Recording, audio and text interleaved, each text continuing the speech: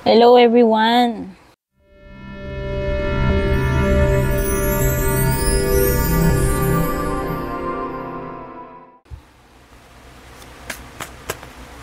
Tingnan natin ano yung mga energies pagdating dito sa inyong love life, sa person ninyo, dito sa connection ninyo.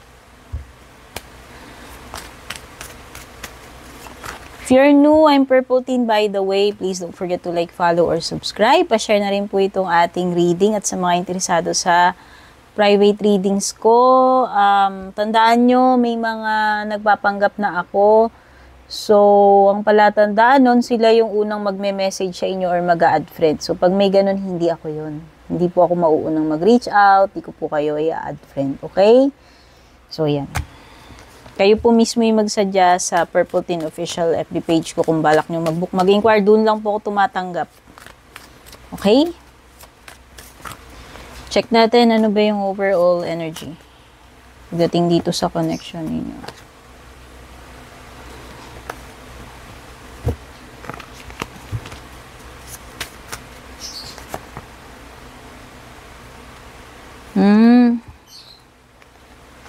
So, ito. Overall energy. Feeling ko dito, pwedeng meron ditong isip ng isip. So, bahala na kayo ha, mag-identify kung energy nyo ba yung napipick up ng card o yung tinutukoy, rather, yung tinutukoy or energy ni person. Kasi hindi naman po ako psychic, no?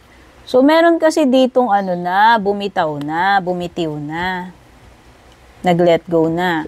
Kaya lang yung isa kasi, ewan ko, I don't know, feeling guilty or isip pa rin ng isip.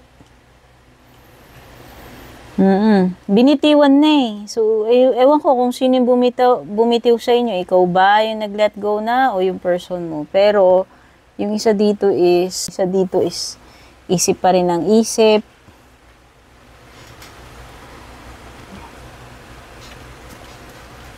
Ano pa?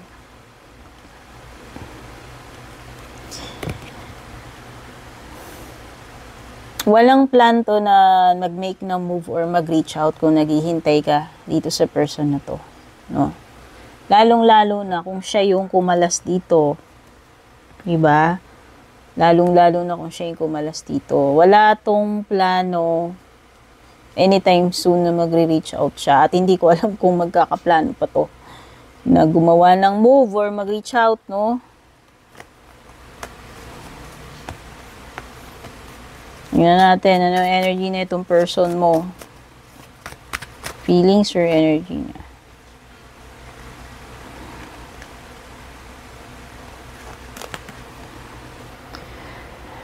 Kung siya yung tatanungin huwag kang magagalit. Kung siya yung tatanungin, parang unfair na siya pa yung magme-make ng move. Hindi ko alam kung ano pang rason nitong person na to, kung bakit ganun siya.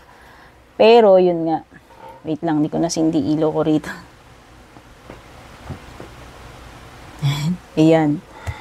Para sa kanya, unfair eh. Kaya ayaw niya na sa kanya manggaling yung first move. Okay? So, hindi ko alam kung pride o ano pa. Feelings niya.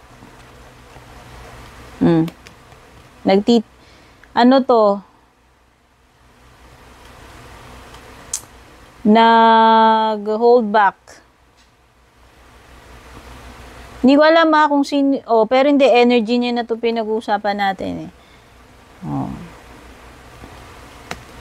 Nag-hold back to, ayaw nitong mauuna, ayaw niya na manggagaling sa kanya yung move or mag-reach out. Initaste na lang niya, hindi na lang siguro siya magsasalita.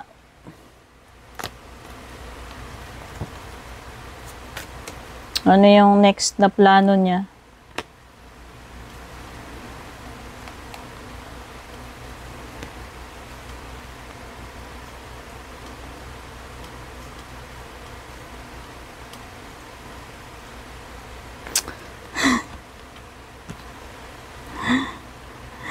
Alam mo, pwedeng actually, pwede pang magbago isip nito eh. Pwede pang pwede rin namang mag-reach out sa'yo to. Pero hindi ngayon na, nakikita ko dito. Pero hindi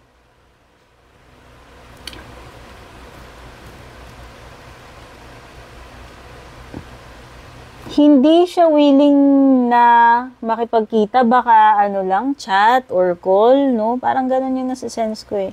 Hindi para puntahan ka niya.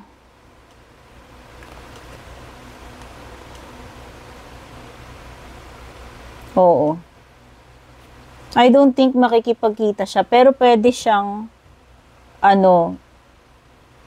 pagparamdam via chat, via call, no? Yun yung nakikita kong next na, na plano niya. And,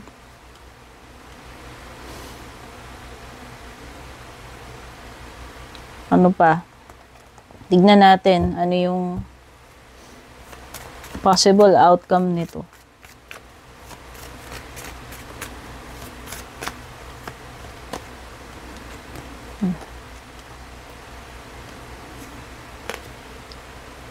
Two of Swords, ano pa?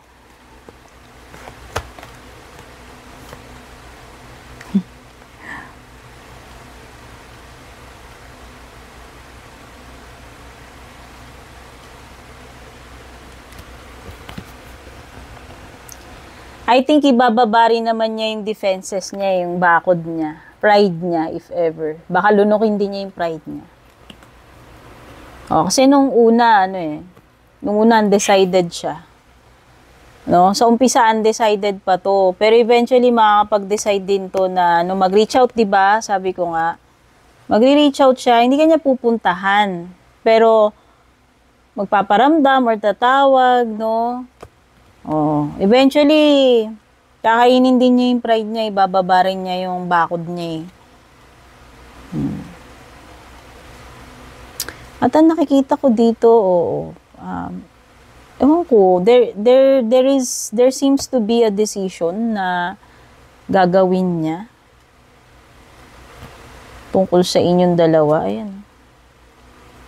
This is pagtitake ng action and paggawa ng decision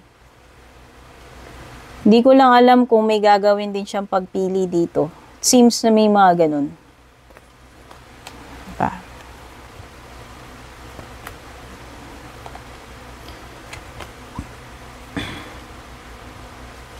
Sa bottom ng deck ninyo is the Wheel of Fortune, reversed position.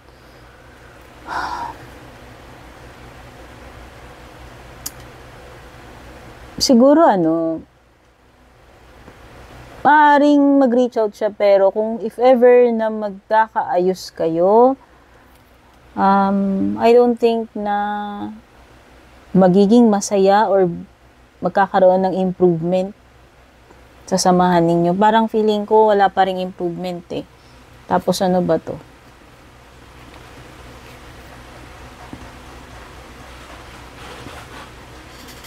At saka may ghosting no? Oo nga, go-ghost. Manggo-ghost muna to Manggo-ghost muna And then after ng period ng panggo-ghost niya, yun nga yung sinasabi ko na magbabago yung isip niya at makikipag-communicate uli siya sa'yo. Although, di ba sabi ko, hindi kanya pupuntahan or makikipagkita. Magpaparamdam lang yan. And sabi ko nga, di ba, eventually, ibababa niya yung bakod niya, yung pride niya. Magte-take siya ng action, pero may some kind of decision making or pamimili dito. Okay? Tapos yun na nga, yung wala tayo ng isa pang outcome. Wow!